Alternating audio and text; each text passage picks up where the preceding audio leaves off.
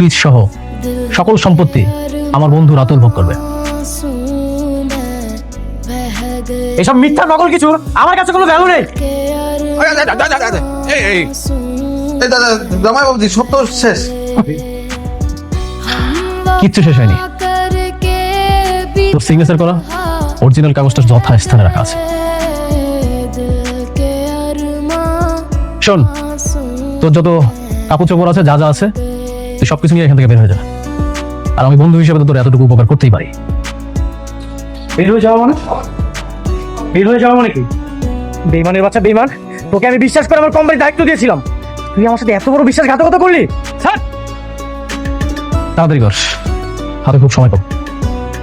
আহা জামাই বাবাজি এইভাবে বললে হবে নাকি? ধাক্কা ধরো, জোরে একটা ধাক্কা দাও, একদম ঘর থেকে বাইর করে দাও। রাতুল, আমি তোকে আমার বন্ধু ভেবেছিলাম, তুই আমার খারাপ সময় দুর্বলতার সুযোগ নিয়ে এত বড় বিশ্বাসঘাতকতা করলি। বন্ধু, আমি তো চেয়েছিলাম যে শান্তার সাথে তোর বিয়েটা দিয়ে তোর সব সম্পত্তি দখল করে নিব, কিন্তু সেই প্ল্যানটা তোর সাকসেস হলো না।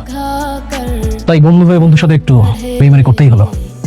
এই দিনটার অপেক্ষায় আমি করছিলাম রে। আজকে তুই দেখ, তুই একটা ভিখারি হয়ে গেছিস। রাস্তার ভিখারি আর তোর মধ্যে কোনো পার্থক্য নেই।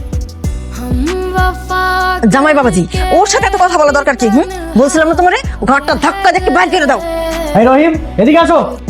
ওদেরকে ডেকে আর কোনো লাভ নেই, ওরা তোর কথা শুনবে না, ওরা এখন আমার কথা শুনবে। আমি যা বলবো তাই করবো। আমি কিন্তু এর প্রতিশোধ নিবই। আমার তিলে তিলে করে এত সম্পত্তি তোরা সবাই মিলে হজম করবি? সবকিছু এত সহজ? আরে সর, পরেরটা পরে দেখা যাবে। তুই এখন এই মুহূর্তে এখান থেকে বের হয়ে যা। আর শোন, আমি শান্তাকে বিয়ে করতেছি, তোর অগ্রিম দাওয়াত রইল। তুই তোর শ্বশুর শাশুড়ি, তোর বাচ্চা, ও সরি তোর তো বাচ্চা নাই, তোর বউ, সবাইকে নিয়ে আসিস। যা, আহা এত কথা বললো না তো জামাই বাবাজি, কাপড় কেটে বের করো। আউট, যা আউট। जिंदगी एक प्यास बनकर रह गई, प्यार के किस्से अधूरे रह